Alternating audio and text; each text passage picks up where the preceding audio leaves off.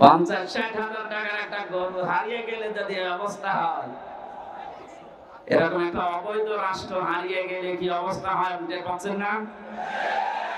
মাথা এখনো ঠিক হয়নি। এই জন্য গতকালকেও বলেছে আমি পদত্যাগ করিনি। পদত্যাগ করিনি এই ভিডিও কি বানানো নাকি? রাষ্ট্রপতি নিজেই বলছে উনি আমার কাছে পদত্যাগ পত্র জমা দিয়ে গেছে, আর আপনি বলছেন করেননি। এত লোভ আপনার ক্ষমতার। বোঝা যাচ্ছে গরু হারালে মানুষের মাথা যেমন খারাপ হয়ে যায়, আপনারও মনে হয় খারাপ হয়ে গেছে। এই জন্য ওনার ছেলে পরশুদিন স্ট্যাটাস দিয়েছে আমার মার মাথা খারাপ, ওনার কথা আপনারা কিছু মনে করবেন না। তার আগের দিনে স্ট্যাটাস দিয়েছে জয় সাহেব, দেশের মানুষ আমার মাকে কুকুরের মতো তাড়িয়ে দিয়েছে। কি সুন্দর সুন্দর স্ট্যাটাস, সুবহানাল্লাহ বলেন। সুতরাং শোকে দুঃখে যারা উল্টা পাল্টা বকছে, জালেমদের দোষর এখনো যারা এদেশে ছড়িয়ে ছিটিয়ে আছে, তাদেরকে সাহস জোগাতে অনেকে বসে চট করে ঢুকে পড়বো, আসেন। কত মানুষ অনেকের চামড়া দিয়ে ঢোকঢোকে বাঁচাবে বলে বসে আছে, বিশেষ করে আবু সাইদের মা। আপনাকে যদি পাই সত্যি আপনার এক টুকরা চামড়া ওর লাগবে। বহু মানুষ এরকম যারা অনেক কিছু হারিয়েছে, আশায় আছে। আমরা দেখতে পাচ্ছি এদেশের অনেকে এখন একটু সুর লাগিয়েছে যে ওনাদেরকে সামনে আনতে দিন। এটা কিন্তু একটা টোপ, ভুলেও আপনি টোপ গিলবেন না। যদি বাইরে আসেন, এই যে জনপ্রশাসন মন্ত্রণালয়ের যিনি কালকে ধরা পড়েছে, ও মনে করেছিল যে সব সহজ হয়ে যাচ্ছে, যে বের হয়েছে দরবেশের মতো ধরা খেয়েছে। আশা করছি আপনি ভুল করবেন না। কোরআনে কারিমের এই অনুষ্ঠানে যেহেতু নবীর জীবনী শোনার জন্য আমরা এসেছি, এই পৃথিবীতে শ্রেষ্ঠ অনুষ্ঠান দুইটা, কোরআনের আলোচনা আর নবীজির আদর্শের আলোচনা। এর উপরে দুনিয়ার কোনো উত্তম আদর্শ, উত্তম আলোচনার অনুষ্ঠান নেই। এটা এখন ইবাদত চলছে, যে ইবাদতে কষ্ট বেশি হয় ওই ইবাদতে সওয়াব বেশি হয়। এই জন্য যেহেতু দুইটা অবস্থা, নিচে ভেজা উপরে বৃষ্টি পড়ছে, কঠিন অবস্থায় যারা আসলাম বলেন আলহামদুলিল্লাহ। দরুদ আর সালাম পড়ছি আমাদের নবী মুহাম্মদ রাসূলুল্লাহ সাল্লাল্লাহু আলাইহি ওয়াসাল্লামের প্রতি। অবস্থা ভালো না, এখন আমি খুব তাড়াতাড়ি করছি। কোরআনে কারিমের 6666 আয়াত থেকে মাত্র দুইটা আয়াত পড়েছি।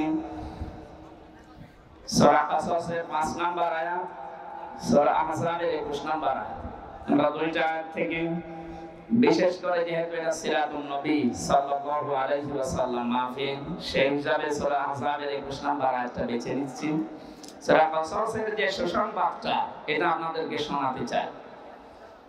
আল্লাহ পাক বলেন, নুরিদু আন নামুন্না আলাল্লাযীনা ইসতাদঈফু ফিল আরদি ওয়া নাজআলাহুম আইম্মাতাও ওয়া নাজআলাহুমুল ওয়ারিসিন।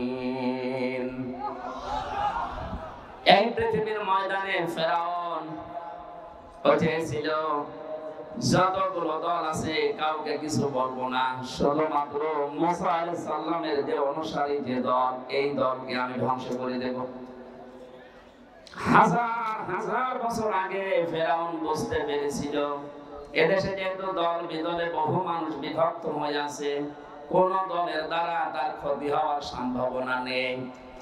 একটা দলের দ্বারা তার ক্ষতি হওয়া, তার রাজত্ব, তার সিয়ার চলে যাওয়ার সম্ভাবনা আছে, সেটা মুসা নবীর দল।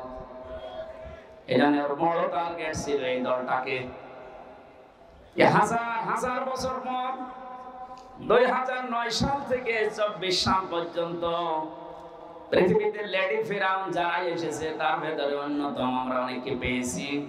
তারাও বুঝে ফেলেছে এদেশে হাজারো দল আছে, কারো দ্বারা সিয়ারের ক্ষতি হওয়ার সম্ভাবনা নেই। একটা দলের দ্বারা এদেশের সিয়ার নড়ে যাওয়ার সম্ভাবনা আছে। সে দলের ভেতরে আমরা 4টা জিনিস পেয়েছি।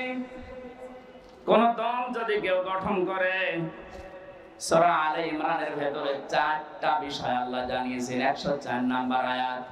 দল করতে আমরা জানি 4টা জিনিস লাগে। 1 নম্বরে নেতা লাগে। কি লাগে? নেতা ছাড়া দল হয়? কোরআনে কারিমের জন্য বিশ্ব নবীকে আল্লাহ হে নেতা এই শব্দ বলে ডাক দিয়েছেন, ইয়াসিন।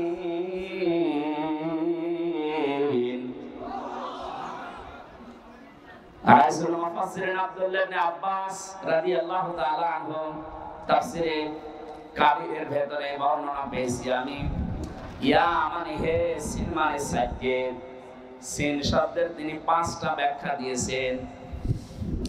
রাসূল মুফাসসিরিন নবীজির আপন চাচাতো ভাই আব্দুল্লাহ ইবনে আব্বাস তিনি বলেন, সিন মানে সাজ্জেদুল আলামিন, সিন মানে সাজ্জেদুল বাশার, সিন মানে সাজ্জেদুল কাউনাইন, সিন মানে সাজ্জেদুল আম্বিয়া, সিন মানে সাজ্জেদুল মুরসালিন। আলামিন দিলেন কেন? শুধুমাত্র এই জগতে না, যত জগৎ আল্লাহ বানিয়েছে, যত গ্রহ উপগ্রহ আছে, যেখানে আপনি বাস করেন না কেন, আপনাকে মুহাম্মদ রাসূলুল্লাহকে নেতা মানা লাগবে। যে নেতা এই শব্দটা শুনলে অনেকে রাজনীতি মনে করে। এটা শুধু রাজনীতি না, এটা আখিরাতের সাথে জড়িত বিষয়। কারণ মানুষকে মরণের উপরে আল্লাহ যখন বিচারের জন্য ডাকবেন, তখন একা ডাকবেন না, ডাকবেন নেতা সহ। ইয়াউমা নাদউ কুল্লা উনাসিন বিইমামিহিম। সূরা বানী ইসরাঈলের ৭২ নম্বর আয়াতের প্রথম অংশে আছে, আল্লাহ পাক বলেন কিয়ামতে প্রতিটি মানুষকে আমি আল্লাহ আমার সামনে বিচার করার জন্য ডাকবো তার নেতার সাথে। বগুড়াবাসী, আগে নেতা পেছনে কর্মী। আপনার বিবেকে কি বলে বলেন তো? আপনি এই পৃথিবীতে যে নেতার আদর্শ মানেন, যার পেছনে স্লোগান দেন, ওই লোকটা যদি সামনে থাকে, আপনি যদি পেছনে থাকেন, ওর যা সুরাত সিরাত, ওর যা চরিত্র আপনি তো সবই জানেন। আপনার কি মনে হচ্ছে আল্লাহ পাক যদি ওর সামনে দেখে, আপনাকে পেছনে দেখে, আপনার যা ভালো আছে আছে, ওর যা অবস্থা আল্লাহ মাফ করবে বলে মনে হয়? ওরে দেখে তো আল্লাহ রাগ হয়ে যাবে। অনেকে মনে করে আমি নামাজ পড়ে রোজা রাখি, আমার দাড়ি আছে, পাগড়ি আছে, জুব্বা আছে, আমি নবীর মিলাদ পড়ি, হজ করে আসলাম, আমার বউ পর্দায় থাকে, এরপর আল্লাহ জাহান্নামে দেবে। কেন দেবে একটু শোনেন।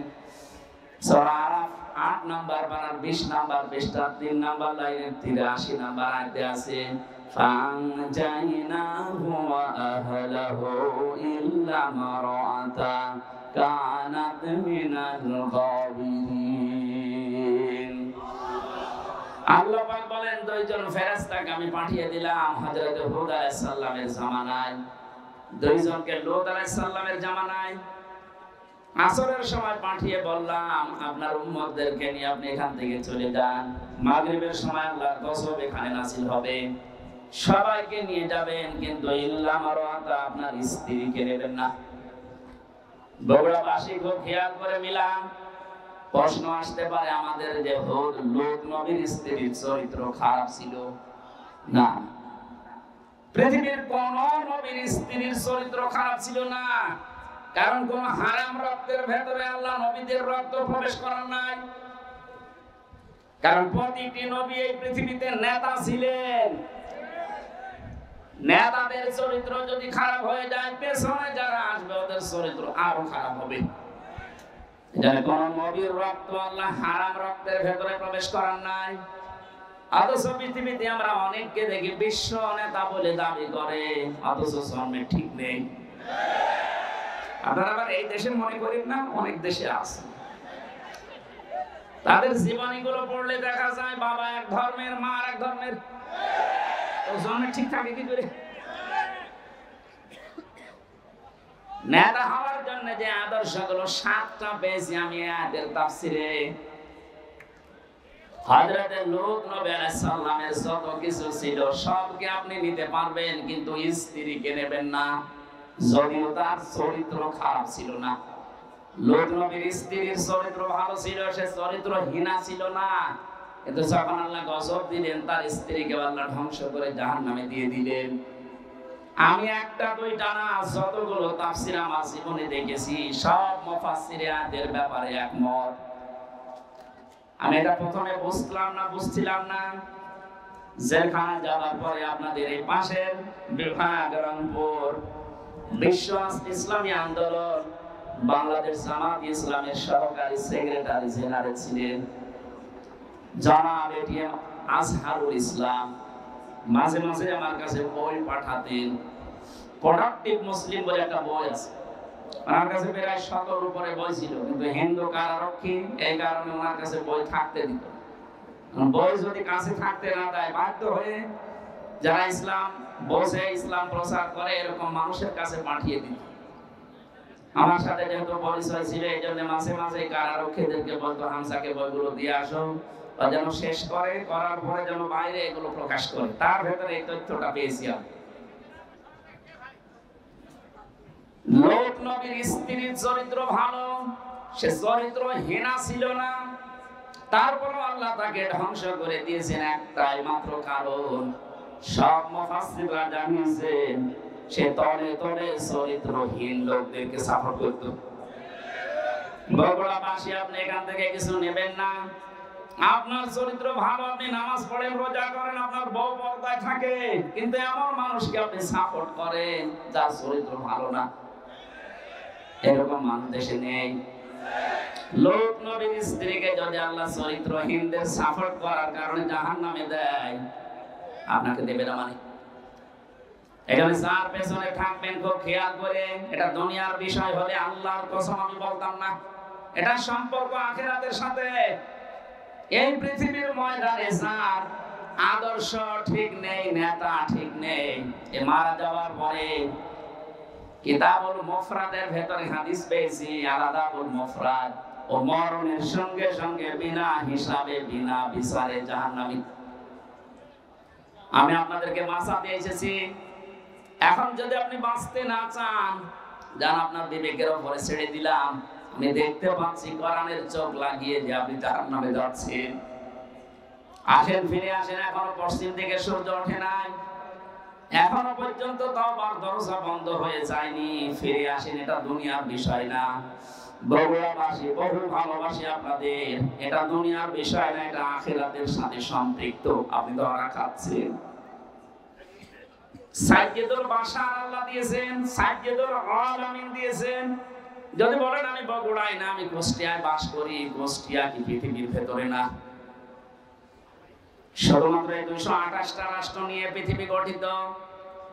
এখান থেকে আরো যত গ্রহ আছে, কেউ যদি বলে আমি মঙ্গল গ্রহে বাস করি, ওইটা কার? কেউ যদি বলে চাঁদের দেশে বাস করি, ওইটা কার? ওখানে আপনাকে নবীকে নেতা মানা লাগবে। ইয়াতানাজ্জালুল আমরু বাইনাহুন্না, প্রত্যেকটি জায়গায় আল্লাহর বিধিবিধান নাযিল হচ্ছে ওই সৃষ্টি দেখে দেখে। কেউ যদি বিজ্ঞান মঙ্গল গ্রহে নিয়ে যে বলে আমি এখানে বাস করব, আমি আর পৃথিবীতে যাব না, আপনাকে ওখানে যতদিন বসবাস করবেন বিশ্ব নবীকে আদর্শ নেতা মানা লাগবে, মাস্ট বি। না মানলে আপনি জাহান্নামে। দল করতে প্রথমেই নেতা লাগে। আমাদের যে নেতা আমরা পেয়েছি, পৃথিবীর শ্রেষ্ঠ নেতা, এর চাইতে বড় নেতা দুনিয়ায় আছে আর? আমরা যাব চরিত্রে 2 নম্বরে লাগে। আমরা জানি সংগঠন। পৃথিবীতে বহু সংগঠনের নাম আমরা পেয়েছি। বাংলাদেশ জামাতে ইসলামী এর ভেতরে যে শব্দগুলো দিয়ে গঠিত, আপনি তাকান। অনেকে বলে মওদুদি বানিয়েছে, আরে শয়তান বানিয়েছে। যে আপনি লক্ষ্য করেন শব্দের দিকে, জামাতে ইসলামী, ইসলামের দল, এর চাইতে আর সুন্দর জিনিস কি থাকে? এই শব্দটা নেওয়া কোরআনে কারীমের সূরা আলে ইমরানের 104 নম্বর আয়াতের প্রথম অংশ থেকে। ওয়ালতাকুম মিনকুম উম্মাতুন, এই যে শব্দ থেকে 3 নম্বরের আগে আমরা দেখেছি প্রতীক লাগে। এই পৃথিবীর সর্বশ্রেষ্ঠ প্রতীক হচ্ছে দাড়িপাল্লা। আপনি বাংলাদেশের হাইকোর্টে যান, সুপ্রিম কোর্টে যান, দেখবেন একটা দাড়িপাল্লা টাঙানো আছে। কথা বলছেন? কেন টাঙিয়েছে সরকার? এ বাংলার 18 কোটি মানুষকে বোঝাতে চাই যে বাংলাদেশের বগুড়া জেলার ম্যাজিস্ট্রেট কোর্ট, জজ কোর্ট থেকে যদি তোমরা ন্যায় বিচার না পাও, হাইকোর্টেও যদি না পাও, সুপ্রিম কোর্টে এসে দেখো দাড়িপাল্লা টাঙানো আছে। এখানে পাল্লা একদিকে ঝুলে যাওয়া না, একেবারে সমান্তরাল। তার মানে সরকার বাংলার মানুষকে বোঝাতে চাচ্ছে যে এখানে আসলে ন্যায় বিচার পাওয়া যাবে। যে প্রতীক দিয়ে আমাদেরকে আপনি দেখাচ্ছেন যে এখানে ন্যায় বিচার কায়েম হয়, এই প্রতীকের মানুষগুলো যদি সত্যি সত্যি ওই জায়গায় যেতে পারে, ন্যায় বিচার কত প্রকার কি কি আপনি চোখে দেখতে পাবেন। বাংলাদেশ জামাত ইসলামীর কেন্দ্রীয় আমির,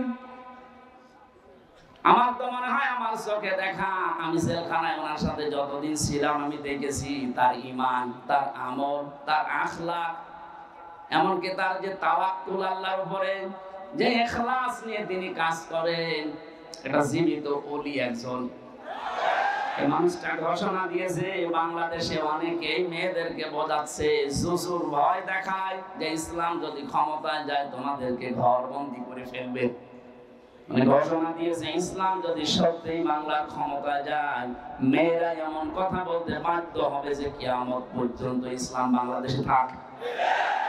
আপনি একটু দিয়ে দেখেন না কেন? প্রতীক যখন টাঙানো দেখে বলছেন যে না এটা ন্যায় বিচারের প্রতীক, এ প্রতীক যদি সামনে আসে আপনি হাতের কাজ করবেন তো? বলেন, এটা তো রাজনীতি। হ্যাঁ, এটা যদি রাজনীতি মনে করেন এটাই রাজনীতি, এর বাইরে রাজনীতি করা যায় নেই। কারণ এর বাইরে আপনি এই দাড়ি পাল্লার বাইরে যত রাজনীতি ৫৫ বছরে দেখলেন না, দাড়ি পাল্লার বাইরে আমরা যা দেখলাম, দেখতে পেয়েছি অধিকাংশ গুলোই দুর্নীতিতে ভরা। গত কয়েকদিন আগে বাংলার এক নাস্তিক অধ্যাপক আনিসুর রহমান আল্লাহকে বিশ্বাস করে না, কিন্তু এই দেশের দাড়ি পাল্লাওয়ালা মানুষগুলোকে দেখে সে ঘোষণা দিয়েছে ৫টা বছর যদি এদের হাতে এদেশের ক্ষমতা তুলে দেওয়া যায়, দেশ থেকে দুর্নীতি ঝাঁটিয়ে বিদায় করবে। নাস্তিক হয়ে বুঝলো, আর আপনি এখন উল্টা পাল্টা ধারণা করেন। ৪ নম্বরে লাগে আমরা দেখেছি শুধু অফিস একটা লাগে। আমাদের যে অফিস আছে এই পৃথিবীতে, আমাদের অফিসের নাম হচ্ছে মসজিদ। আমাদের অফিসের নাম কি? দুঃখজনক হলো সত্য, ৫ তারিখ আগস্টের পর থেকে আজকের এই ১৫ তারিখ, এক মাস কয়েকদিনের ভেতরে বগুড়া না হলেও বাংলার বহু জেলাতে আমরা দেখতে পাচ্ছি অনেকে এখন মসজিদে আল্লাহর কোরআনের কথা, তাফসীরের কথা বলতে নিষেধ করছে। ১৫.৫ বছরে এত বড় বড় জালেমরা পর্যন্ত সাহস পায়নি যে মসজিদে আল্লাহর কথা বলা যাবে না, কিন্তু এই এক মাসে ৮-৯ দিন আমরা দেখতে পেলাম। খুব দুঃখ লাগছে এদের আচরণ দেখে। কারা এরা আমরা জানি না। কোরআন কারীম আপনাদের সম্পর্কে জানিয়েছে, ওমান আসলামু মিন মাসাজিদাল্লাহি আইয়াযকারা ফিহা ইসমুহু ওয়াসমা ফি খারাবিহা ইলা আখির আয়াত। সূরা বাকারা ১ম নাম্বার পারা ১৭ নাম্বার পৃষ্ঠা ৪ নাম্বার লাইনের ১১৪ নাম্বার আয়াতের প্রথম অংশে আছে তাফসীরে ফি জিলালিল কোরআনে মুফাসসির সাইয়্যিদ কুতুব রাহমাতুল্লাহ আলাইহি ব্যাখ্যা করতে গিয়ে লিখেছেন, আল্লাহ তাআলা বলেন এই পৃথিবীতে বড় জালেম যদি দেখতে চাও, আমি আল্লাহর দৃষ্টিতে সবচাইতে বড় জালেম ওই লোকটা যে লোকটা আল্লাহর ঘর মসজিদে তার কথা, তার আলোচনা, তার কোরআনের কথা বলতে নিষেধ করে, বাধা দেয়। এটা বড় জালেম আমরা দেখতে পাচ্ছি বিদায় নিয়েছে। কিন্তু এখন যারা আছেন এই জুলুমের নিজেকে জড়িয়ে আপনি বড় জালেমের খাতায় যাবেন না। আল্লাহর ঘর মসজিদ এই দেশে পৃথিবীতে আল্লাহর বান্দা যারা দাবি করে তাদের জন্য এটা অফিস। কথা বলেন, দল করলে যেমন অফিসে যাওয়ার আগে আমরা এমন দল করি যে 5 বার আমাদের আল্লাহর অফিসে যাওয়াই লাগে, না গেলে আপনি আর ও দলে থাকতে পারবেন না।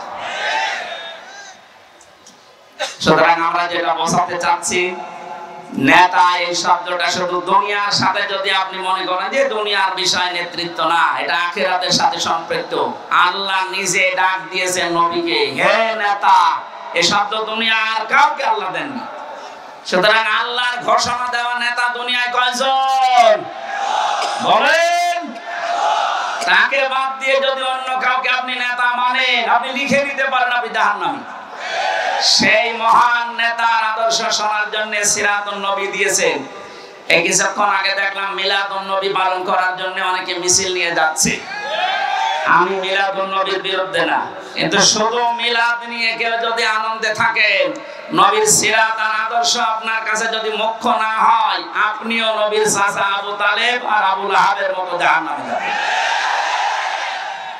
নবীর চাচা আবু তালেব আবু লাহাব বিশ্ব নবীকে ভালোবেসেছে কম না। তারা নবীর মিলাদে খুশি ছিল। মিলাদ মানে জন্ম, মিলাদ মানে কি? এত বেশি খুশি হয়েছে আবু লাহাব, নিজের 2 আঙ্গুল দিয়ে যে মহিলা এসেছিল সুয়াইবিয়া, তাকে আযাদ করে দিয়েছে। যা আবু তালেবের জীবনী পড়েন, নিজের সন্তান আলীকে কাছে রাখতো না, ভাতিজা মুহাম্মদ রাসূলুল্লাহকে বুকে নিয়ে ঘুমাতো। এত বেশি ভালোবাসা দিয়েছিল এই 2 চাচা খালি নবীর জন্মে। কিন্তু নবীজি যখন বললেন ইয়া আম্মি আবি তালিব লা ইলাহা ইল্লাল্লাহ হাজ্জুল লাকা ইনদাল্লাহি ইয়াউমাল কিয়ামাহ, রাহুল বুখারী। ও চাচা, জোরে বলা লাগবে না, শুধু আমার কানের কাছে মুখটা নিয়ে আস্তে গিয়ে বলেন লা ইলাহা ইল্লাল্লাহ, মুহাম্মাদুর রাসূলুল্লাহ বলার দরকার নেই, ওটা আমি নিজে জানি। আপনি শুধু আল্লাহর একাত্মবাদের ঘোষণাটা দিয়ে যান, জোরেও বলবেন আমার কানের কাছে মুখ নিয়ে একটু আমাকে শোনান, আমি সাক্ষী থাকি কিয়ামতের দিন আপনাকে আমি আল্লাহর কাছে ঝগড়া করে জান্নাতে দিয়ে দেব। পাশে দাঁড়িয়েছিল আবু সেহেল আর আবু লাহাব। আবু সুফিয়ান ডাক দিয়ে বলে নেতা পড়বা, এতদিন বাপদাদা ধর্ম অনুসরণ করলে এখন ভাতিজারে নতুন ধর্ম অনুসরণ করে গ্রহণ করে কলঙ্কিত হবা। মানুষ তোমাকে কাপুরুষ বলবে, ভীরু বলবে, বদনাম হবে তোমার। আবু তালেব ওই দিন বলেছিল মুহাম্মদ ভাতিজা আমার, আমি তোমাকে ভালোবাসি, তোমার জন্মের পর থেকে আমি খুশি, কিন্তু তোমার এই আদর্শটা আমি মানতে পারলাম না, তুমি আমাকে মাফ করে দিও। মাফ করার মালিক কি নবীজি না আল্লাহ? আরো জোরে বলেন। আমি সংক্ষেপ করছি এই কারণে 2জন চাচার জীবনী আমি পুরা পড়েছি। নবীর জন্মে এত খুশি যারা ছিল দেখলে নাকি বললাম, কিন্তু 2জনই জাহান্নামী। 2জনে কি বলেন? একজনের পায়ের নিচে শুধু একটু ফিতা লাগিয়ে দেবে জাহান্নামের, মাথার মগজ পর্যন্ত টকবক করে ফুটতেই থাকবে। আর আবু লাহাব জাহান্নামী, এটা আল্লাহ কোরআনে কারিমে সূরা লাহাব তার নামে নাযিল করে জানিয়েছেন, সায়াসলা নারন যাতা লাহাব। বলেন নাউযুবিল্লাহ। বগুড়াবাসী সিস্টেম অপর পৃষ্ঠায় দেখুন, আরো 2জন চাচার নাম আমরা জানি, একজন হযরতে আমির হামজা আর একজন হযরতে আব্বাস রাদিয়াল্লাহু তাআলা আনহুমা। এই 2জন চাচা শুধু নবীর জন্মের সময় খুশি ছিল তা না, ওরা নবীর আদর্শ পেয়েও খুশি ছিল। একজন চাচা হযরতে আব্বাস নবীর আদর্শ পেয়ে খুশি, তার প্রমাণ তার মুখের কথা, মান যাকা তা'মাল ঈমান মা রাদিয়া বিল্লাহি রাব্বা ওয়া বিল ইসলামি দীনা ওয়া বি মুহাম্মাদির রাসূলিল্লাহ সাল্লাল্লাহু আলাইহি ওয়াসাল্লাম নাবিয়্যা ওয়া রাসূলা। রাহু মুসলিম। হযরত আব্বাস বলেন, কেউ যদি ঈমানের স্বাদ পেতে চায়, সে যেন আল্লাহকে রব পেয়ে খুশি থাকে, ইসলামকে জীবন ব্যবস্থা পেয়ে খুশি থাকে, আর মুহাম্মাদুর রাসূলুল্লাহকে নবী এবং রাসূল স্বীকার করে খুশি থাকে। তিনি যে রাসূলের আদর্শ পেয়ে খুশি ছিলেন, এই কথাই তার প্রমাণ। আরেকজনের দিকে তাকান, হযরতে হামজা রাদিয়াল্লাহু তাআলা আনহু। নবীদের আদর্শ মানতে গিয়ে নিজের শরীরকে উহুদের ময়দানে 70 টুকরা করেছেন, নবীর আদর্শ ছেড়ে দেননি। তার জীবনী পড়তে গিয়ে পেয়েছি হযরতে হামজাকে ওরা এত টুকরা করেছিল, লজ্জাস্থান পর্যন্ত কেটে বাঁধিয়ে দিয়েছে।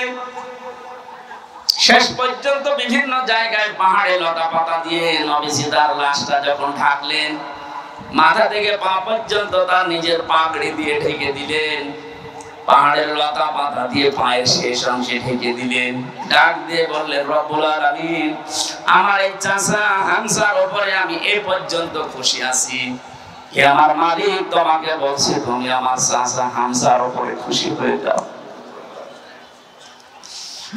বগুড়াবাসী আগে দুইজন চাচাও তো আদর করেছে, মহব্বত দেখিয়েছে, ভালোবেসেছে, কিন্তু জন্মে কথা বলেন না কেন? ওই দুইজন চাচার শুধু মহব্বত ছিল, ভালোবাসা ছিল, আদর ছিল, জন্মে মিলাদে কিন্তু আদর্শ মানতে তারা নারাজ। এই দুইজন চাচা জন্মেও খুশি, আদর্শ পেয়ে খুশি, তাদের জন্য নবীজির বক্তব্য দেখে, হে আমার মালিক, আমার চাচা হামজার উপরে আমি এ পর্যন্ত খুশি আছি,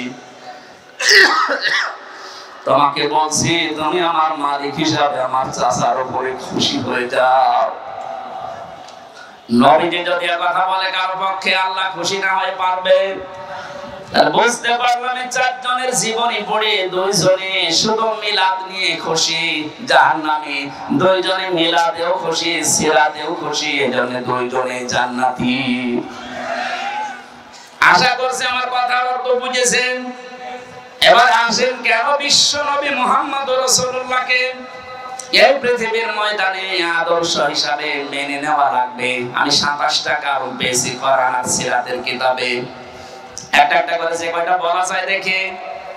রব্বুল আলামিন বলেন, লাকাদ কানা লাকুম ফি রাসূলিল্লাহি উসওয়াতুন হাসানাহ ইলা আখির আয়াত। অবশ্যই আমি তোমাদের জন্য মহত্তম আদর্শ লুকিয়ে রেখেছি আমার রাসূলের জীবনে। আমার এখানে দুইটা প্রশ্ন। আল্লাহ পাক বিশ্বনবী মুহাম্মদ রাসূলুল্লাহর নাম জানতেন না? কথা বলেন না কেন? ওনার নাম যে মুহাম্মদ, এই শব্দটা আল্লাহ জানতেন না? ফি রাসূলুল্লাহ দিলেন কেন? আমাদের আদর্শ মানা রাখবে মুহাম্মদ ইবনে আব্দুল্লাহকে না রাসূলুল্লাহকে। এবার আমার প্রশ্ন, উনি রাসূল হয়েছিলেন কি জন্মেই? বলেন। যিনি উনি পৃথিবীর সর্বপ্রথম নবী, শেষ নবী, এই কথা আমরাও মানি, কিন্তু ঘোষণা দেওয়া হিসাবে উনি কিন্তু 40 বছরই নবুয়ত পেয়ে ঘোষণা হয়েছে। কোরআন সাহারে 40 বছরের আগ পর্যন্ত কেউ নাকি নবী বলতো না, বলতো মুহাম্মদ ইবনে আব্দুল্লাহ। বলেন। উনি রাসূলুল্লাহ হয়েছেন, নবী হয়েছেন কত বছর বয়সে? আরো জোরে। এর আগে কোরআন সাহারে ওনাকে নাম দিয়েছিল মুহাম্মদ ইবনে আব্দুল্লাহ আস-সাদিক আল-আমিন। আজ বাংলাদেশ সহ বিশ্বের বহু জায়গায় আমরা দেখতে পাচ্ছি অনেকে বলছে আমরা নবীওয়ালা কাজ করি, এই কথাটা প্রতারণা। আপনি করছেন নবীওয়ালা কাজ না, আপনি করছেন মুহাম্মদ ইবনে আব্দুল্লাহর কাজ। কারণ মুহাম্মদ ইবনে আব্দুল্লাহ 17 বছর বয়সে হিলফুল ফজল শান্তির সংঘ গঠন করার মাধ্যমে ভালো ভালো কাজের আঞ্জাম দিয়েছিলেন। কথা বলেন না? তিনি মানুষকে ভালো কথা শোনাতেন, ভালো কথা বলতেন, মানুষের বিপদে এগিয়ে যেতেন। এই কাজগুলো করেননি? সিরাত ইবনে হিশাম দেখেন কাজগুলো তিনি করেছিলেন। কি বুঝলেন এখানে? আপনিও যে কাজগুলো করেন এগুলো কিন্তু মুহাম্মদ ইবনে আব্দুল্লাহর কাজ। আর রাসূলুল্লাহর কাজ কি? তিনি যেই দিন রাসূল হচ্ছেন তার মানে 40 বছর বয়সে, ওই দিনই জিবরাইল তাকে বলেছিল ইকরা।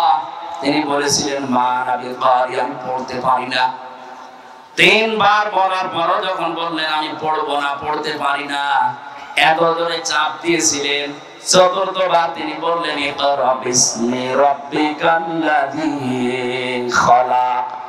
নবীজি জিবরাইলের সঙ্গে সঙ্গে 5টা আয়াত পড়েছিলেন। প্রশ্ন আসতে পারে প্রথম 3 বার পড়লেন না কেন? জবাব হচ্ছে 3 বার জিবরাইল শুধু ইকরা পড়েছিলেন, যে পড়ো পড়ো। নবীজি প্রশ্ন করলেন ভাই জিবরাইল আমি পড়বো কি? বারবার যে আমাকে পড়তে বলেন, আমি কি পড়বো? যখন বলেছে বিসমি রাব্বিকা, রবের নামে পড়ো, তখন আমি আর থামি নাই, আরম্ভ করেছি। কিয়ামত পর্যন্ত আমার উম্মত যারা আসবে তাদেরকে শিক্ষা দিয়ে গেলাম, পড়াশোনা যদি করতে হয় রবের নামে পড়া লাগবে। এই 15.5 বছরে অনেক পড়া পরিবর্তন হয়েছে না হয়নি? ঢাকা বিশ্ববিদ্যালয় থেকে ইকরা বিসমি রাব্বিকাল্লাযী খালাক এই মনোগ্রাম বাদ দিয়েছে। কবি নজরুল, น নজরুল สรุ ইসলাম ল কলেজ থেকে ইসলাম বাদ দিয়েছে। ইসলাম বাদ দিয়েছে। 100% এটা ইসলামী বিশ্ববিদ্যালয় কুষ্টিয়া রব্বি জিদনি ইলমা এইটাও বাদ দিয়েছে। যত জায়গায় যত কিছু বাদ হয়েছে 15.5 বছরে নবীর উম্মতেরা এখন যেহেতু দায়িত্ব পাচ্ছে, আহ্বান জানাবো এগুলো সব যেন ফিরিয়ে নিয়ে আসা হয়। কারণ রব ছাড়া আমরা পড়তে চাই না। রবের নাম বাদ দিয়ে যে পড়া হয় ওটা পড়া না। এক কথা বুঝতেছে? এখন প্রশ্ন আসতে পারে, অন্যান্য দেশে তো উন্নতি করে, তারা কি রবের নামে পড়ে? উন্নতি হয়েছে কিন্তু অবনতিও আছে। আমি সিঙ্গাপুর, মালয়েশিয়া সব কতগুলো দেশ ঘুরে আসলাম, ওদের যে চরিত্র আমি দেখে এসেছি। বাকি যে দেশগুলোর নাম বললাম না, ফ্রি সেক্সের দেশ, লেখাপড়া ওরা আমাদের যাতে কম করে নাই। রাস্তার ধারে দাঁড়িয়ে মা বাবার সামনে জেনা করছে, এ কি মানুষ না কুত্তা? হ্যাঁ বলেন। রবের নামে যদি আপনি পড়াতে পারতেন, এখানে মা বাবা আর বড় ভাই যারা আছেন দায়িত্বে, আমি আপনাকে গ্যারান্টি দিচ্ছি 3টা বছর আপনি কোরআনের শিক্ষা যেখানে দেওয়া হয়, এই তালিমুল কোরআন অথবা যে ক্যাডেট মাদ্রাসা যায় বলেন, এখান থেকে 3টা বছর পড়িয়ে নেন। বাকি ওকে ডাক্তার বানাবেন, ইঞ্জিনিয়ার বানাবেন। জনাব শাহাবুদ্দিন সাহেব ওনার ছেলেকে বানিয়েছে ইঞ্জিনিয়ার, আর একটা ইবনে সিনা। এরকম আপনি তুলে দেন, কোনো অসুবিধা নেই। 3টা বছর কোরআনের শিক্ষা দিয়ে দেন, 2টা গ্যারান্টি আপনাকে আমি দিলাম, জীবনে এই ছেলে কোনোদিন নেশা করবে না।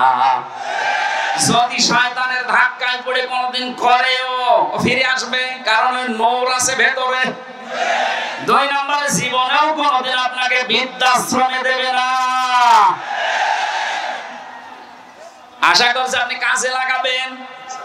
নবী মুহাম্মদুর রাসূলুল্লাহ বললেন, জিবরাইল পড়তে বললে কি পড়বো? সে বলেছে রবের নাম আমি পড়া আরম্ভ করেছেন। আজকে আমাদের এই দেশে শুরু হবে সিরাতুন নবীর আসল, যে আমরা রব ছাড়া অন্যের নামে পড়তে চাই না।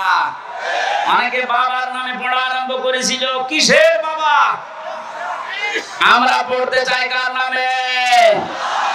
বলেন। ফিরে আসলেন ওখান থেকে, ডাক দিয়ে বললেন, জাম্মেলুনি জাম্মেলুনি ইয়া খাদিজা, আমি ভয় পেয়েছি, আমাকে জড়িয়ে দাও কম্বল দিয়ে। হযরতে খাদিজা বলেছিলেন, স্বামী আল্লাহি কাল্লা, 2 বার কসম দিলেন, আল্লাহি আল্লাহর কসম, কাল্লা কখনো না, লা ইখজিকাল্লাহু আবাদান। এতটুকু শব্দের ভেতরে খাদিজা 3 বার আল্লাহর নাম বলেছেন, অথচ তিনি তখন মুসলমান হননি।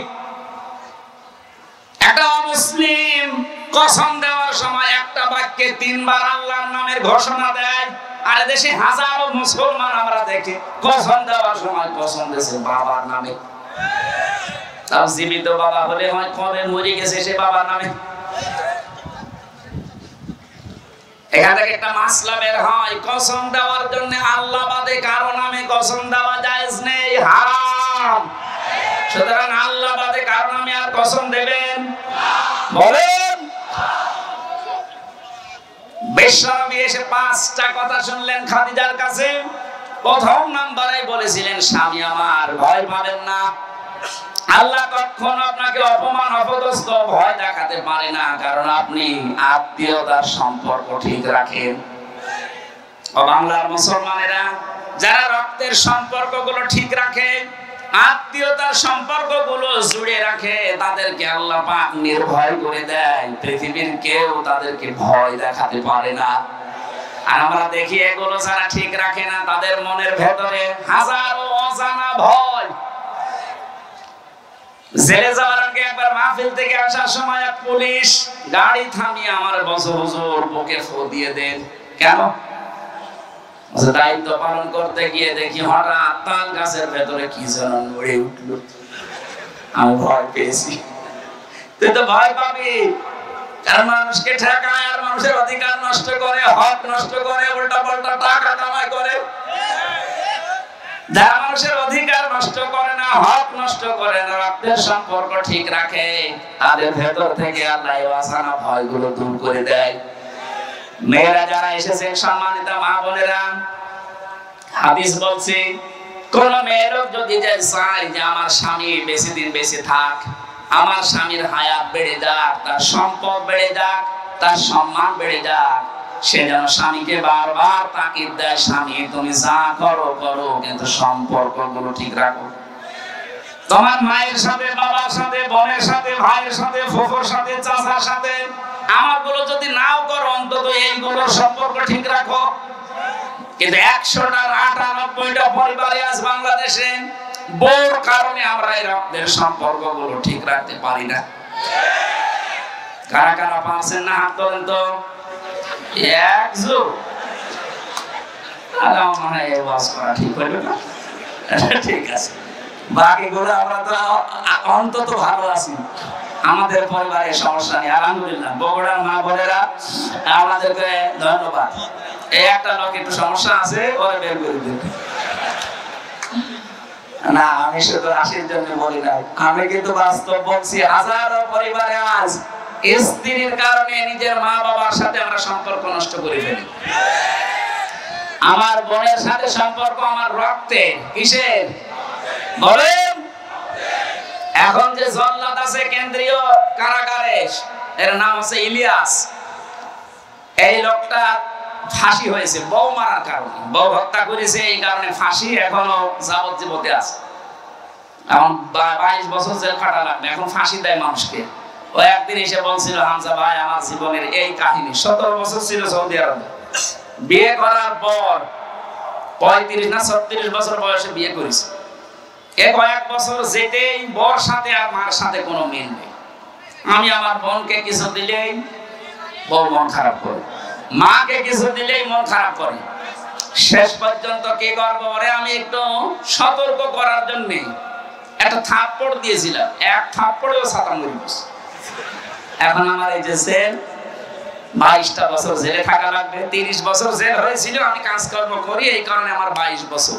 তো বলেন, একটা লোক ওইদিকে গেল 34-35 বছর, এদিকে 22 বছর, ওর জীবনে আর কি থাকবে বের হলে? ওকে খুব বড় অপরাধ করে গিয়েছে ছেলে। এই পারিবারিক জীবনের একটা ঠুনকো বিষয় নিয়ে এদের সম্মানিত মা বোনেরা যারা বিভিন্ন জায়গায় বসে শুনছেন, আপনি মনে করেন নামাজ পড়া, রোজা রাখা, কালো বোরকা পরে আমি বগুড়ায় ঘুরি, আমি জান্নাত যাবো না? মানে জান্নাত আপনার কারণে আপনার এই স্বামী তার মা বাবার সাথে, তার বোনের সাথে, ভাইয়ের সাথে সম্পর্ক ঠিক রাখতে পারে না। আমি কি বেশি বলে ফেললাম? এই বগুড়া মনে হয় এখনো শুরু হয়নি, এগুলো কুষ্টিয়া চলছে। আশা করছি মা বোনেরা খাদিজার মতো আচরণ করবে, বলেন আমিন। তিনি বললেন 5টা কথা, ওখান থেকে নিয়ে গেলেন, বলেন চলেন আমার ভাই ওয়ারাকা ইবনে নওফেল আছে, চাচাতো ভাই। ওয়ারাকা ইবনে নওফেল তাওরাতের ইনজিলের পণ্ডিত ছিলেন। তিনি নবীজির এই কথাগুলো শুনে বললেন, মুহাম্মদ সুসংবাদ, ওয়েলকাম তোমাকে, কারণ এর আগে মুসা নবী, ঈসা নবীর কাছে এই ফেরেশতা এসেছিল। ভয় পাবেন না আপনি, কিন্তু আমার আশঙ্কা হচ্ছে আমি কিতাব পড়ে যেটা দেখতে পেয়েছি, আপনাকে আল্লাহ যেটা দিলেন, আপনি এখন নবী রাসূল। এই নবী রাসূল যারাই হয়েছিল, মুসা নবী, হযরতে ঈসা নবী, তারা রাসূল ছিলেন, কিতাব পেয়েছিলেন, জিবরাইল এসেছিল। এজন্য এলাকার মানুষেরা তাকে এলাকায় থাকতে দেয়নি, হত্যা করার জন্য চেষ্টা চালিয়েছে। আপনার কপালে এটা আসবে, জাতির লোকেরা আপনাকে শেষ পর্যন্ত দেশ থেকে তাড়িয়ে দেবে। আমি যদি ওই সময় বেঁচে থাকি, আমি তোমাকে সাহায্য করব। ও বগুড়াবাসী যারা বলেন নবীওয়ালা কাজ করি, নবী তো নবী 40 বছর হওয়ার পরে কাজ শুরু করেছিলেন। কাজ শুরু করার পরে তার প্রথম ঘোষণা যে আপনি দেশে থাকতে পারবেন না। 82 বার নবীকে হত্যা করার জন্য টার্গেট নিয়েছিল ইহুদিরা। সুতরাং নবীওয়ালা কাজ এই পৃথিবীতে তারা করছে যারা 24 ঘন্টা নবীর মতো আতঙ্কে থাকে, আর যাদের কোনো চিন্তা নেই, দুশ্চিন্তা গফুর্তি করছে। এ মানুষগুলো নবীওয়ালা কাজ না, এদের মুহাম্মদ ইবনে আব্দুল্লাহর কাজ হচ্ছে। নবীওয়ালা কাজ করতে হলে অবশ্যই 40 থেকে 63 এই 23 বছর অনুসরণ করা লাগবে। কথা বলে না কেন? এবার আসেন কেন করা রাখবেন। 1 নম্বরে বিশ্ব নবীকে উসওয়াতুন হাসানা, এই শব্দটা আল্লাহ এমনি দেয়নি, দুনিয়ার কারো নামের আগে পরে শব্দটা আপনি দেখবেন না। ইব্রাহিম নবীর নামের আগে পরে আছে, সেটা আলাদা বিষয়। কিন্তু মুহাম্মদ রাসূলুল্লাহকে দিয়েছেন আল্লাহ। আমি 27টা কারণ বলছি। এক নম্বরে বিশ্ব নবী মুহাম্মদ রাসূলুল্লাহ জীবনী আমাদের কাছে পরিষ্কার, এই কারণেই তিনি একমাত্র আদর্শ। দুনিয়ায় যার অনুসরণ আপনি করেন, কেউ বুকে হাত দিয়ে বলতে পারবেন না যে দেশে বঙ্গবন্ধু, জিয়াউর রহমান, মতিয়ার রহমান নিজামী, চারমোনাই পীর, যারা জয় দলে আছেন, কেউ গ্যারান্টি দিতে পারবেন না যে আমার নেতার চরিত্র 100% পরিষ্কার। পারবেন না। অথচ নবীজি নিজে জানিয়েছিলেন, আমার স্ত্রীরা, হে আমার সাথীরা, হে আমার সাহাবীরা, দিনের আলোতে রাতের আধারে আমার ভেতরে যা দুষ্টুমি দেখতে পাও সব খুলে খুলে মানুষকে বলে দাও। এটা বলার মতো মানুষের পৃথিবীতে আমরা কাউকে পাইনি। কারো জীবনী আমাদের কাছে পরিষ্কারও না। কারণ সে ছোটবেলায় কি করেছে, কার মুরগি চুরি করেছে, কার কাঁঠাল চুরি করেছে আমরা জানি না। কথা বলে না কেন? অথচ তার 63 বছরের জীবনে আপনি একটা কলম লাগাবেন, সে জায়গাও পাবেন না। কি সুন্দর কথা আল্লাহ তার নামে দিয়েছেন, খুলুকিন আযীম। আযীম শব্দটা বিশাল শব্দ। আল্লাহ বলেন এই নামটা আমি শুধু মুহাম্মদুর রাসূলুল্লাহর চরিত্রে ব্যবহার করেছি। হ্যাঁ, ইসমাঈল নবীকে আমি একটা নাম দিয়েছিলাম, আমার নাম গোলামিন হালিম, আমার সহনশীল বান্দা।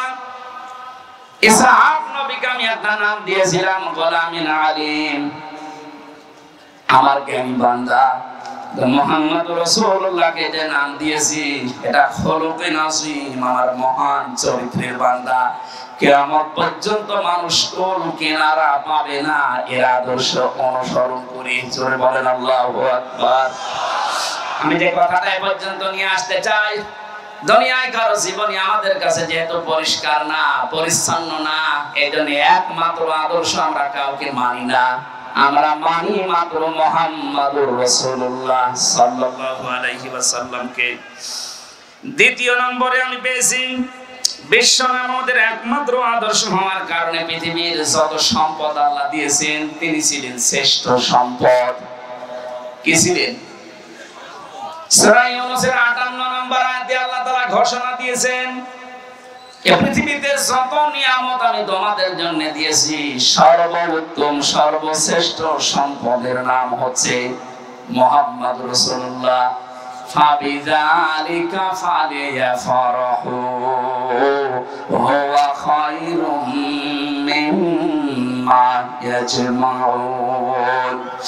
সুতরাং তোমরা যদি আনন্দ করতে চাও কারো আদর্শ পেয়ে, মুহাম্মদুর রাসূলুল্লাহর আদর্শ পেয়ে আনন্দ করো। দুনিয়ার শ্রেষ্ঠ সম্পদ এটা।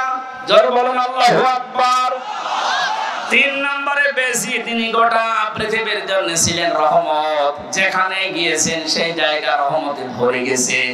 ওমা আরসালনাকা ইল্লা রাহমাতাল লিল আলামিন।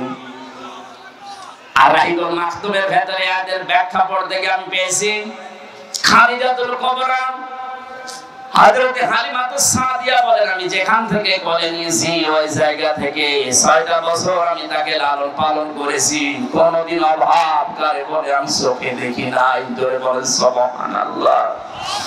4 নম্বরে তিনি আমাদের আদর্শ, এটাই আমার আসল পয়েন্ট। এই পৃথিবীতে একজন মানুষকে শুধু অনুসরণ করলে, অনুকরণ করলে জীবনের গুনাহ মাফ হয়ে যায়, তিনি মুহাম্মদুর। পৃথিবীর কোন মানুষকে অনুসরণ করলে জীবনের গুনাহ মাফ হয় আমি কোরআনে পাইনি, শুধু একটা মানুষ।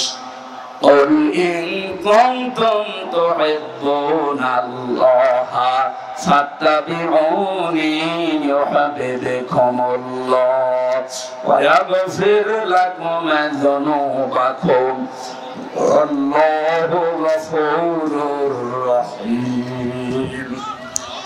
5 নম্বরে পেয়েছি তিনি আমাদের জন্য আলো বা লাইট। আলো লাইট নিয়ে মানুষ যেমন চলতে ফিরতে সহজ হয়, বিশ্ব নবীর আদর্শ কারো কাছে থাকলে তার জীবন চলা আমার আল্লাহ সহজ করে দেয়। قد جاءكم من الله نور وكتاب مبين। বলেন আল্লাহু আকবার। ছয় নম্বরে পেয়েছি তিনি শুধুমাত্র আমাদের নেতা না, আদর্শ না, তিনি রাসূলদের নবীদের নেতা ছিলেন। আল্লাহ সূরা ইয়াসিনের ভেতরে দিয়েছেন ইন্নাকা লামিনাল মুরসালিন। জোরে বলেন আল্লাহু আকবার। সাত নম্বরে তিনি উন্নত চরিত্রের অধিকারী ছিলেন পৃথিবীতে। আট নম্বরে তার বক্ষ ছিল উন্মুক্ত। নবীর উম্মত বলে আজ আমরা তারা দাবি করছি, অনেকের মন সংকীর্ণ। এটা একটু ভালো করে শুনুন। আল্লাহ বলেন আলাম নাশরাহ লাকা সাদরাক, হে নবী আপনার সিনাকে আমি উন্মুক্ত করে দেইনি, আপনার বুককে প্রসারিত করি নাই। বাংলাদেশের এখন যে অবস্থা, এখন এই আয়াতটা মেনে নেওয়া আমাদের 100 দরকার। আজ আমাদের অনেকের মন সংকীর্ণ, ন্যারো মাইন্ডের আমরা না, বুক উন্মুক্ত করা লাগবে, প্রশস্ত করা লাগবে বুককে মুহাম্মদুর রাসূলুল্লাহর মতো। এই কথা বলেন না কেন? এত বড় বড় অপরাধীকে যদি আল্লাহর নবী maaf করে নিজের বুকের কাছে নিতে পারেন, যেটা আদর্শ ডাক্তার শফিকুর রহমান দেখাচ্ছে, তার মতো অত্যাচারিত নির্যাতনের শিকার তো আপনি হননি। তার ছেলে এখনো ছেলে, তার স্ত্রী অসুস্থ, তারপরে কঠিন পরিস্থিতিতে যদি তিনি উদার হয়ে সব ক্ষমা করে দিতে পারেন। আমাদের ছোটখাটো ভাইরা অনেকে ভুল করেছিল, 15 বছরে অনেক মানুষ তাদেরকে উল্টা পাল্টা নামে ডাকছে। আমার বিশ্ববিদ্যালয়ের বড় ভাই, এই নাটোরের সন্তান মাওলানা আব্দুল বারী রশিদি, আপনাদের বগুড়াতে এখন থাকে। ওনার জীবন চরিত্র নিয়ে অনেকে আমার কাছে মেসেজ পাঠায় যে উনি বাতিলের সাথে হাত মিলিয়ে এই কাজ করেছিল। আরে ভাই, বাস্তবতা, স্থান, কাল, পাত্র ভেদে কাজ করা লাগে। আমাদেরকে যারা দায়িত্ব দিয়েছিল জেলখানার ভেতরে, ওরা মানুষ নামে জানোয়ার ছিল। আমরা যদি ওই আচরণ ওই সময় করতাম, যে দুনিয়ায় আর বের হতে পারতাম না, ওখানে মরা লাশে বের হতাম। এদেশে বহু জায়গা এরকম ছিল যেখানে স্থান, কাল, পাত্র ভেদে বাস্তবতার নিরিখে নেশা লেগেছিল। বাড়ি ভাই যদি ভুল করেও থাকে, উনি আল্লাহর কাছে জবাব দেবেন। ওনাকে বুকে টানতে আপনার এত উল্টা পাল্টা ফতোয়া আসে কোত্থেকে? উনি বিশ্ববিদ্যালয়ের সাংস্কৃতিক সম্পাদক ছিলেন ইসলামী ছাত্র শিবিরের। ওই পর্যায়ে না গেলে ওনার এমনি চেহারা দেখে দিয়েছিল। মানুষের মনের খবর যেহেতু আল্লাহ জানে, কি উদ্দেশ্যে কি করেছিল সেটা আল্লাহ জানে। একটা মোনাজাত করেছিল, ওইটা নিয়ে আপনি ফতোয়াবাজি করেন, আপনার জীবনে ভুল নেই। এই জন্য কোন মানুষের ভেতরের অবস্থা যেহেতু জানেন না, উপরে কিছু দেখে আন্দাজে ধারণা করলে আপনার কবিরা গুনাহ হবে। আমি আশা করছি আপনার মুখ হবে উন্মুক্ত। আপনি রাসূলকে সিরাত শুনতে এসে তার আদর্শ মানার জন্য বসে আছেন, আর আপনার মন এখনো পর্যন্ত ন্যারো মাইন্ডের হয়ে বসে আছে। এখন যে অবস্থা চলছে, আমরা যদি সব একটা একটা করে মাইনাস করে দিই, এই যে 14 মানুষ এই দেশে এখনো জালেম আছে, জালেমের উত্তর শুনি। কালকে আন্তর্জাতিক রিপোর্টে 100 জনের 28 জন জাতীয়তাবাদী দল বিএনপি, যেটা নাম শুনি আমরা, এনাদেরকে সাপোর্ট করছে। জালেম যারা বিদায় নিয়েছে তাদেরকে 100 জনের 14 জন এখনো এই দেশে সাপোর্টার আছে। 100 জনের 58 জন ইসলামপন্থী মানুষ এই দেশে অলরেডি এখন তৈরি হয়ে গেছে। 1 মাস 8 দিনের যে অবস্থা দেখতে পাচ্ছি, আমার তো মনে হচ্ছে এই অবস্থা যদি চলতে থাকে 58 না 70 হতে আর বেশি দিন দেরি হবে না ইনশাআল্লাহ। 53টা বছর বাবা চালিয়েছিল, চাচা চালিয়েছে, স্বামী চালিয়েছে, বউ চালিয়েছে, ভাবিও চালিয়েছে। শুধুমাত্র কোরআন দিয়ে দেশ চললে কেমন দেখা যায় এটা বাকি আছে। এটা এবার দেখার সময় এসেছে। এটা দেখতে চান না যে এটা দিয়ে বাংলাদেশ চলুক? কারা কারা চান দেখে? লিল্লাহি তাকবীর।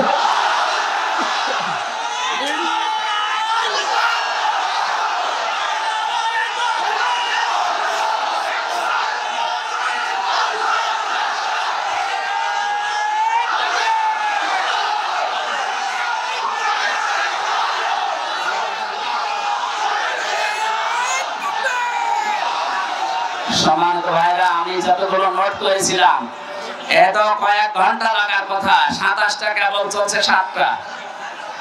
এখন পুরাটা বলতে গেলে আপনাদের এখন মাগরিবের আজান হবে, এরপর আজকে আমার সিরাজগঞ্জে মাহফিল আছে এশার পরে। এই মাহফিলটা আসলে আপনাকে বজলুর রশিদ মিয়া আমার চাচা জোর করে নিয়েছে। আমার যেহেতু মাহফিল আজকে 2টা ছিল আর আমি পারছি না, কারণ ভেতরে থেকে যা খাওয়িয়েছে ওরা, আমিও পারি না, আপনারা ছাড়েন না, আল্লাহ আকবার এরকম হয়ে যাচ্ছে। আমার একটু বাঁচিয়ে রাখেন, যে গরু দিয়ে চাষ করে খাবে গরু যদি মরে যায় অন্তত আমার একটু ছাড় দেন, আমি পুরাটা শেষ করতে পারলাম না। আগামীতে কোনো জায়গায় আব্দুল বারী রশিদি, আব্দুল সালাম যুক্তিবাদী এদের মাধ্যমে কয়েকটা মাহফিল নিয়েছে আপনাদের আশপাশে, যেখানে আসবো ইনশাল্লাহ ওখানে একটু আগে আগে তুলে দেবেন, কথা বলবো। আজকের মতো মাফ চেয়ে বিদায় দিচ্ছি। সভাপতি সাহেব একটু সালাম দেবেন, এরপরে মোনাজাত করে আমরা বিদায় নিচ্ছি। সালাম আরম্ভ হয়ে গেছে। আমার ব্যাপারটা কি করছেন? আমার ব্যাপারটা কি করি? দাঁড়ান শেষ হোক একটা। আচ্ছা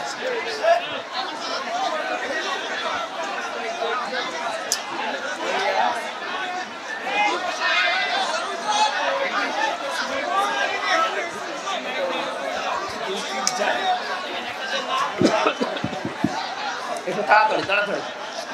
সম্মানিত বগুড়াবাসী, আমরা দীর্ঘক্ষণ আমাদের আজকের প্রধান অতিথি আন্তর্জাতিক খ্যাতিসম্পন্ন আমির হামজা বক্তব্য শুনলাম। যে বক্তব্য শুনলাম সেটা আমাদের বাস্তব জীবনের প্রতিফলন ঘটাতে হবে। মাঠে ময়দানে আমাদের মহিলারা যেন জামাতের সঙ্গে নামাজ পড়তে পারে, এই জন্য আপনাদের কাছে সাহায্য চাওয়া।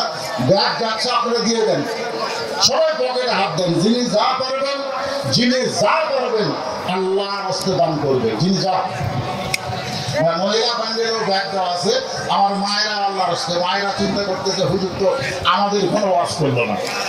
হ্যাঁ মায়েরা আপনাদের ওয়াজ করতেছি, অন্তত 4-5 মিনিট আমার মা বোনদের জন্য ওয়াজ করার দরকার আছে না? যখন আছে না কিছু ওয়াজ হয়েও গেছে। আমার মায়েরা খালি স্টার দর্শন জি বাংলা দেখাবো।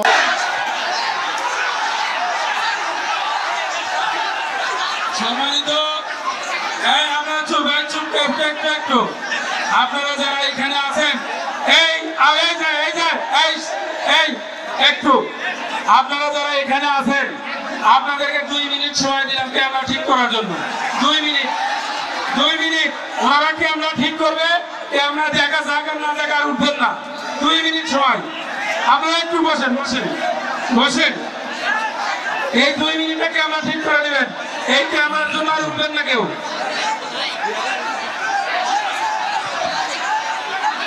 إن الحمد لله والصلاة والسلام على رسول الله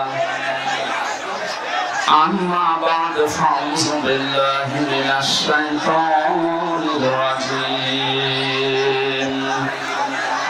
بسم الله الرحمن الرحيم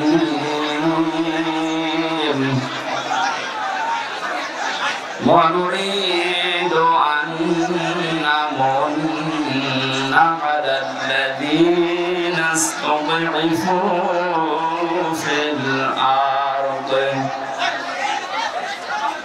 على الذين استضعفوا في الأرض ونجعلهم أئمة ونجعلهم الوارثين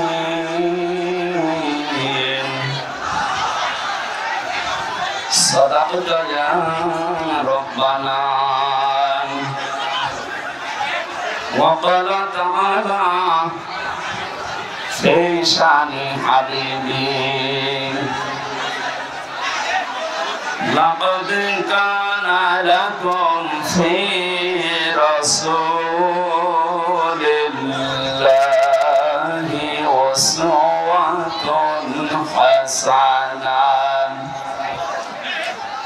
أسوة حسنة لمن كان يرجو الله واليوم الآخر وذكر الله كثيرا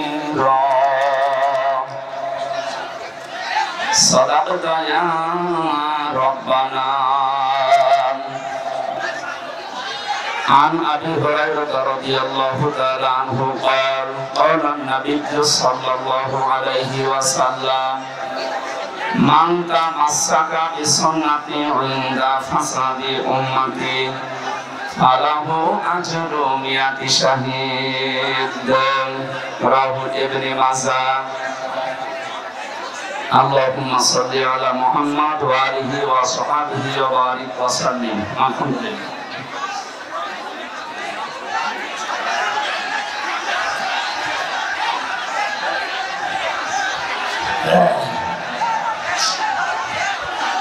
কথাটা বন্ধ করেন, এমনিতে যা করবেন পরে কথা বন্ধ করেন। এই করা যাবে আগে থেকে, এগুলো না করে এখন বলছেন মানে সে জোহরের পর থেকে তো অনুষ্ঠান আরম্ভ হয়েছে, তখন আপনি নিচু করতে বলেননি, এখন এই ডিস্টার্ব হবে না? এমনিতে সময় আছে 1 ঘন্টা। কথা বন্ধ করা লাগবে, এমন কিছু করার নেই। যেখানে যা আছে ওইভাবে থাক, কিছু করার নেই। ঝামেলা করলে 5 মিনিট লস হবে। চুপ করেন। দেখতে না পেলেও শুনতে পাচ্ছেন না? ওইভাবে শোনেন। এই অবস্থা কখন বৃষ্টি নেমে যায় ঠিক নেই। বাংলাদেশের ঐতিহ্যবাহী জামিলনগর কেন্দ্রীয় জামে মসজিদের উদ্যোগে সরকারি আজিজুল হক কলেজ নতুন ভবন ময়দানে মহাবিশ্বের মহাবিশ্বর আমাদের আদর্শ, আমাদের নেতা মুহাম্মদুর রাসূলুল্লাহ সাল্লাল্লাহু আলাইহি ওয়াসাল্লামের জীবনের বিভিন্ন অংশের আলোচনা, বিশেষ করে যে বিষয়গুলো নিয়ে বাংলাদেশ, ভারত, পাকিস্তান এই 3টা দেশে ভেজাল লেগে আছে, আমরা এগুলো নিরসনের জন্য আজকে এই আলোচনার আয়োজন। সিরাতুন নবী সাল্লাল্লাহু আলাইহি ওয়াসাল্লাম এই অনুষ্ঠানের সম্মানিত সভাপতি, জামিলনগর কেন্দ্রীয় জামে মসজিদের শ্রদ্ধাভাজন সভাপতি জনাব অধ্যাপক আসাম আব্দুল মালিক আতালাল্লাহু আমরাহু ওয়া বারাকাল্লাহু ফি হায়াতি, সহ-সভাপতি স্টুডেন্ট ওয়েলফেয়ার ফাউন্ডেশন বগুড়ার মহাপরিচালক জনাব রেজওয়ানুল ইসলাম। এতক্ষণ পর্যন্ত যারা আলোচনা রেখেছে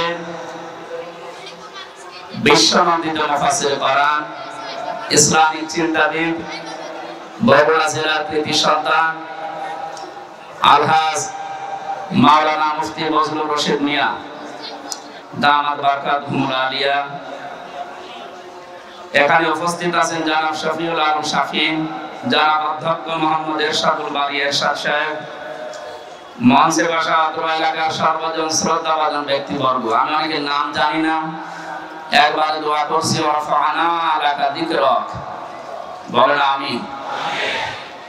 সামনে বসা এই দুর্যোগ মুহূর্তে নিচে কাদা এবং ভেজা, উপরে বৃষ্টি হচ্ছে, এই কঠিন পরিস্থিতিতে নবীদের সিরাত শোনার জন্য যারা এত পাগল, আমার মন ডেকে বলছে বিশ্ব নবী যদি এখন বাংলাদেশে আসতেন, আমার মনে হয় বগুড়ার এই যুব সমাজ হযরতে তালহার মতো জীবন দিয়ে হলেও পাহারা দিতেন।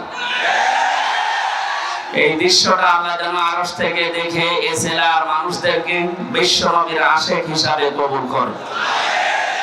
দল, মত, জাতি, বর্ণ, ধর্ম নির্বিশেষে মুহাম্মদুর রাসূলুল্লাহ সবার জন্য রহমত ছিলেন। সেই হিসাবে তার আদর্শ, তার জীবনী শোনার জন্য সবাইকে আমরা আহ্বান জানিয়েছি। যারা এসেছে এই মানুষগুলোকে নিয়ে আমাদের মালিকের দরবারে শুকরিয়া জানাচ্ছি, আলহামদুলিল্লাহ। বাংলাদেশ দ্বিতীয়বার স্বাধীন হওয়ার পরে আমরা শুনছিলাম ঘোষকের মুখ থেকে বৈষম্য বিরোধী ছাত্র আন্দোলনে যারা জীবন দিয়েছে, আপনাদের এই পাশের বিভাগ রংপুর, এটা তো রাজশাহী বিভাগের ভেতরে, পাশের বিভাগ রংপুরের কৃতি সন্তান, বীর সন্তান শহীদ আবু সাইদ। কিছুদিন আমি আগে গিয়েছিলাম তার কবরে। তার বাবা বলছিল যে ছোটবেলা থেকে প্রতিবাদী, মুসলমানদের এইটাই হওয়া উচিত।